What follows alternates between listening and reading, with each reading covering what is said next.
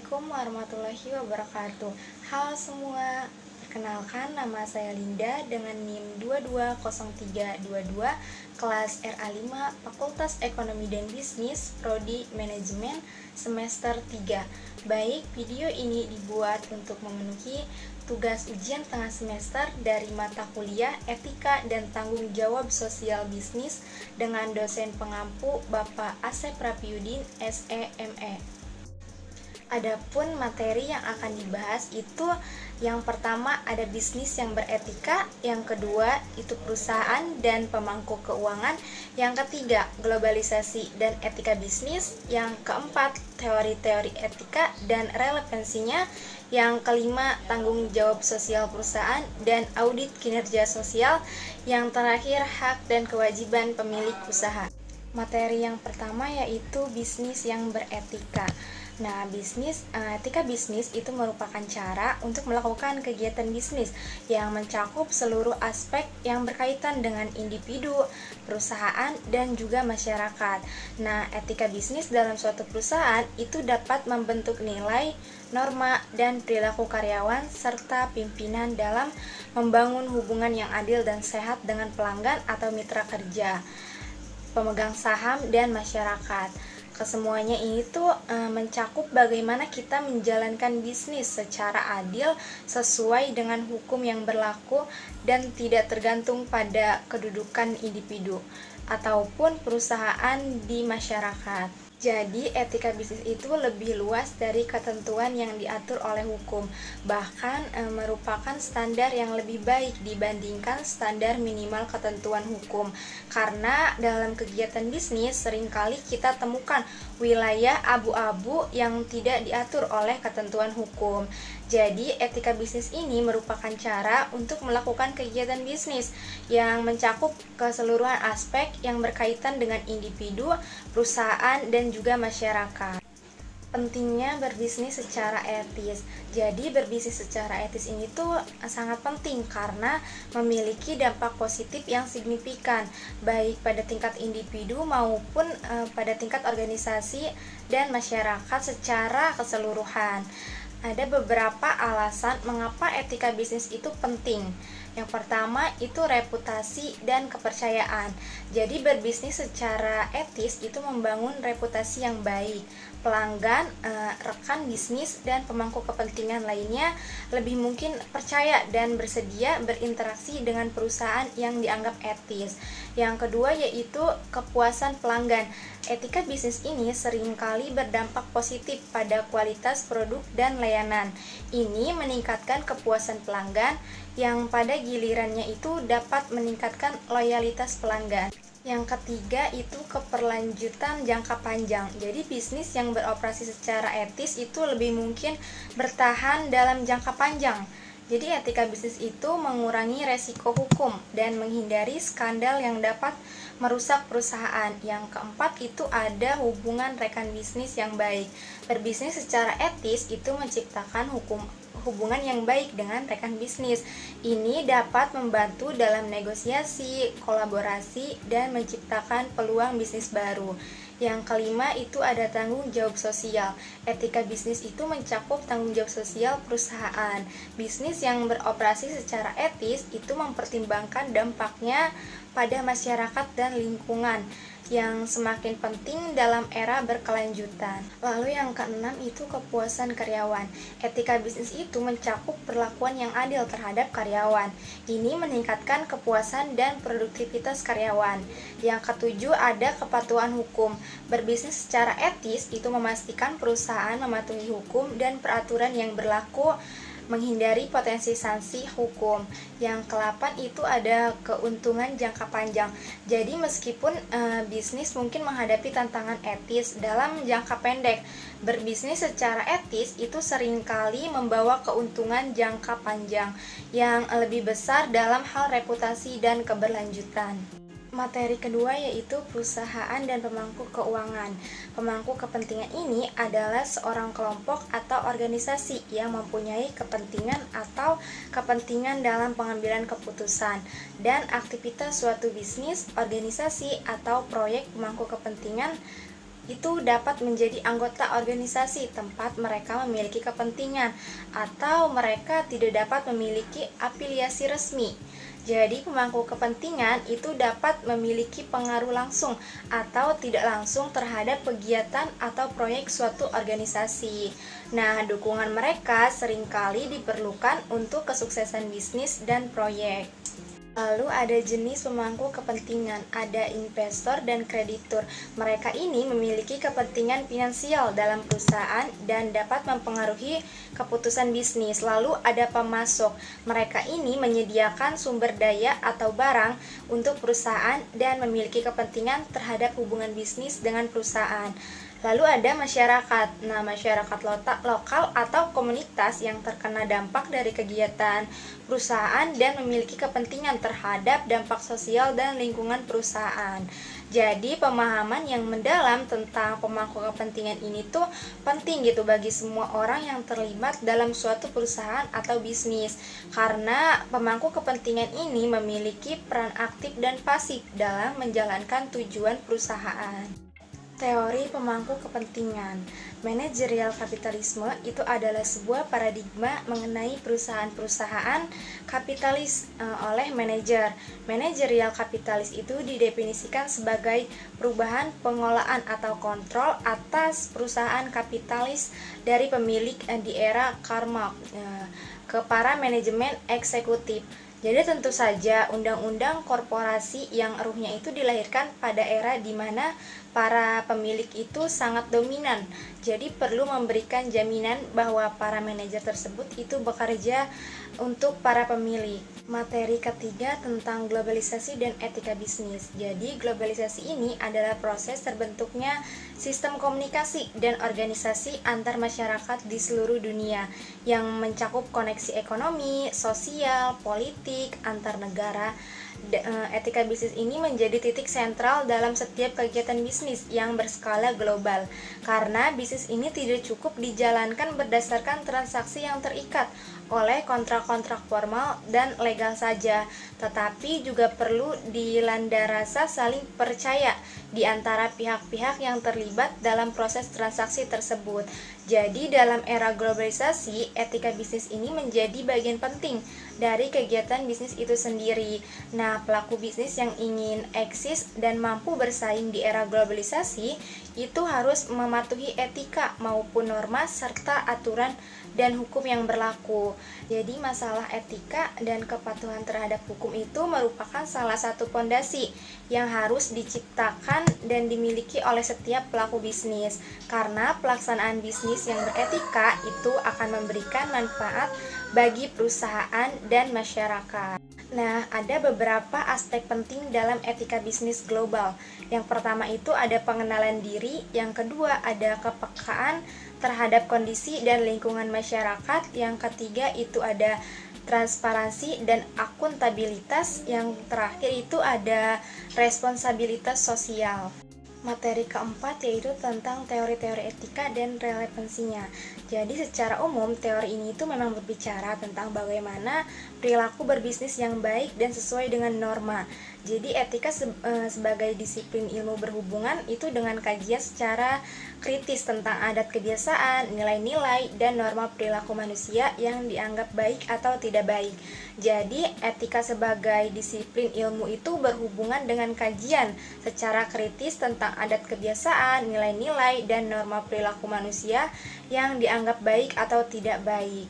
Jadi dalam etika itu masih dijumpai banyak teori yang mencoba untuk menjelaskan suatu tindakan, sifat, atau objek perilaku yang sama dari sudut pandang atau perspektif yang berlainan.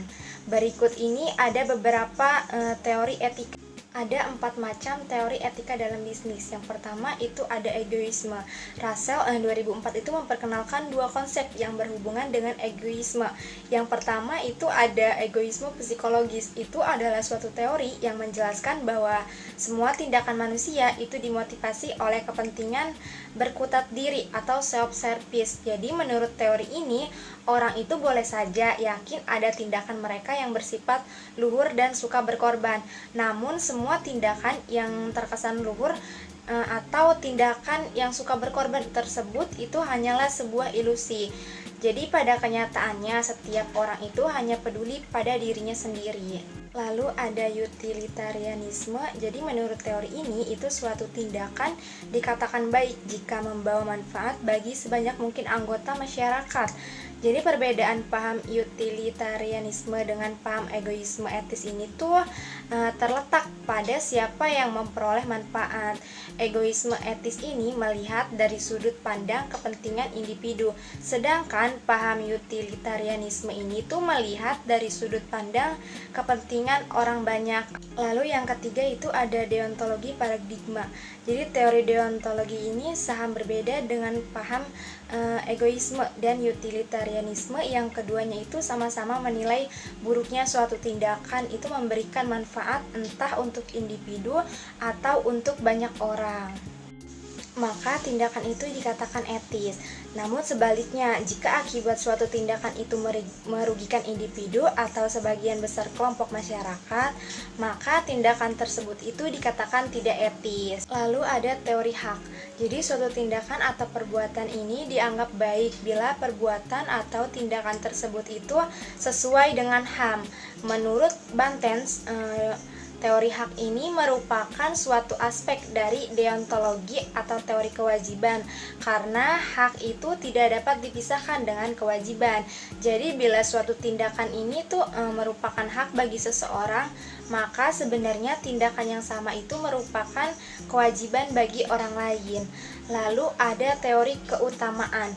Nah, teori keutamaan ini tuh berangkat dari manusianya.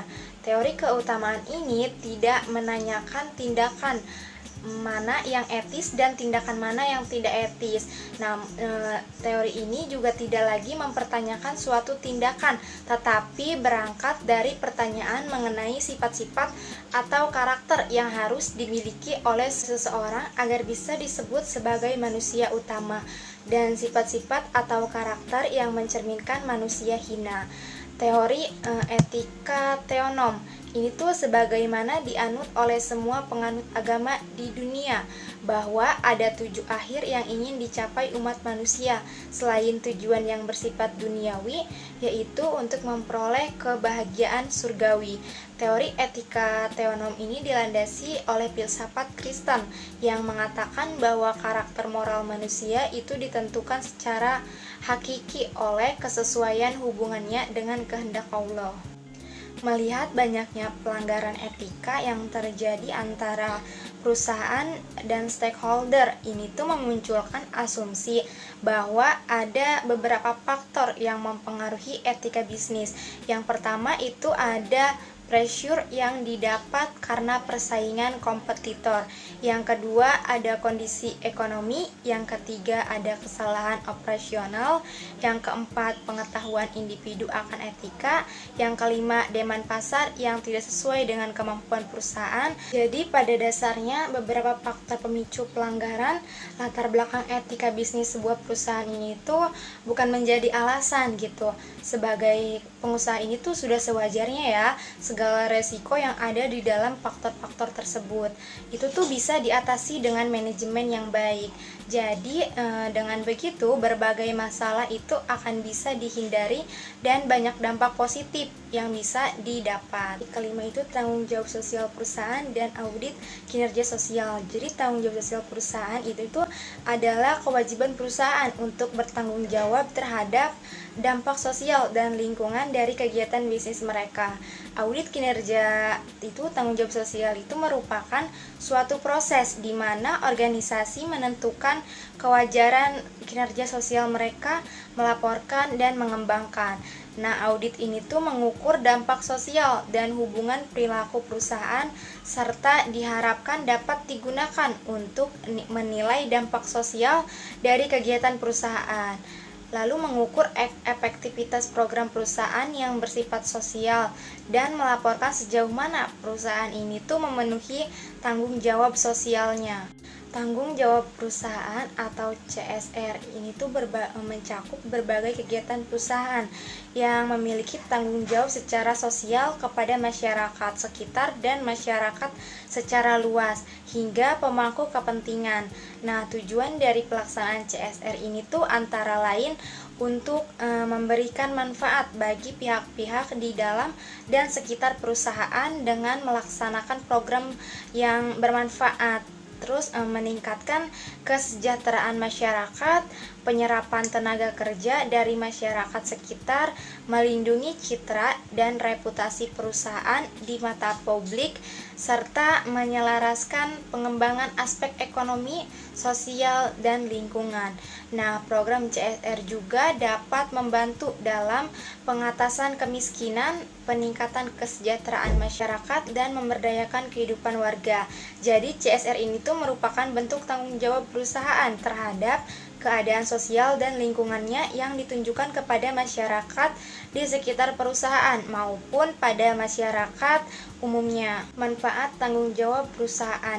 Manfaatnya bagi perusahaan ini tuh meningkatkan citra perusahaan di mata masyarakat, menjadi media promosi gratis yang memperkuat personal branding perusahaan, meningkatkan nilai perusahaan dan membedakan perusahaan dengan pesaing, lalu menjelaskan kerjasama dengan perusahaan lain. Manfaatnya bagi masyarakat ini tuh untuk meningkatkan kesejahteraan masyarakat, penyerapan tenaga kerja dari masyarakat sekitar, membantu menyelesaikan masalah di lingkungan sekitar, lalu meningkatkan kualitas SDM, menciptakan kerja baru yang dapat meningkatkan kesejahteraan lapangan masyarakat di sekitar perusahaan. Manfaat bagi pemerintah. Pelaksanaan CSR ini memberikan manfaat bagi pemerintah dalam mengatasi berbagai masalah sosial seperti kemiskinan, rendahnya kualitas pendidikan, minimnya akses kesejahteraan, dan lain sebagainya. Lalu meningkatkan kesadaran masyarakat terhadap suatu masalah, sekaligus promosi perusahaan mengurangi beban pemerintah sebagai regulator dalam hal ini. Nah, perusahaan yang menjalankan CSR itu akan mendapatkan banyak manfaat, mulai dari peningkatan daya saing hingga mengurangi risiko bisnis, serta memperoleh tanggapan yang positif dari masyarakat dan pemerintah. Lalu materi yang terakhir itu hak dan kewajiban pemilik usaha. Secara singkat, pemilik usaha atau perusahaan ini tuh memiliki hak yang tercantum dalam uraian Undang-Undang Ketenagakerjaan, yakni dalam Undang-Undang Nomor 13 Tahun 2023 tentang Ketenagakerjaan. Hak-hak tersebut itu antara lain sebagai berikut. Yang pertama itu perusahaan berhak atas hasil dari pekerjaan karyawan. Yang kedua itu perusahaan berhak untuk memerintah atau mengatur karyawan atau tenaga kerja dengan tujuan mencapai target. Yang ketiga itu perusahaan berhak melakukan pemutusan hubungan kerja terhadap pekerja, buruh atau karyawan jika melanggar ketentuan yang telah disepakati sebelumnya. Nah, kewajiban pemilik usaha sesuai ketentuan waktu. Yang pertama ini tuh pengusaha yang mempekerjakan pekerja buruh melebihi waktu kerja itu tuh wajib membayar upah kerja lembur kecuali adanya persetujuan dari pekerja. Yang kedua itu pengusaha wajib memberi waktu istirahat dan cuti kepada pekerja atau buruh. Lalu yang ketiga itu pengusaha wajib memberikan kesempatan yang secukupnya kepada pekerja atau buruh untuk melaksanakan ibadah yang diwajibkan oleh agamanya. Lalu ada pekerja ini tuh tidak wajib bekerja pada hari-hari libur resmi kecuali adanya kesepakatan di awal antara pemilik dengan pekerja. Jika tidak, maka pemilik itu wajib membayar upah kerja lembur. Pengertian tenaga kerja. Jadi tenaga kerja ini tuh adalah setiap orang yang mampu melakukan pekerjaan guna menghasilkan barang atau jasa baik untuk memenuhi kebutuhan sendiri maupun kebutuhan masyarakat. Lalu ada perlindungan terhadap pekerja. Yang pertama itu ada perlindungan ekonomis. Ini tuh perlindungan tenaga kerja dalam bentuk penghasilan yang cukup, termasuk bila tenaga kerja itu tidak mampu bekerja di luar kehendaknya. Kedua itu ada perlindungan sosial. Perlindungan tenaga kerja dalam bentuk jaminan kesehatan kerja dan kebebasan berserikat, dan perlindungan hak untuk berorganisasi. Perlindungan teknis ini tuh perlindungan tenaga kerja dalam membentuk keamanan dan keselamatan kerja. Mungkin hanya ini yang bisa saya jelaskan. Semoga video ini bermanfaat bagi kita semua. Terima kasih. Wassalamualaikum warahmatullahi wabarakatuh.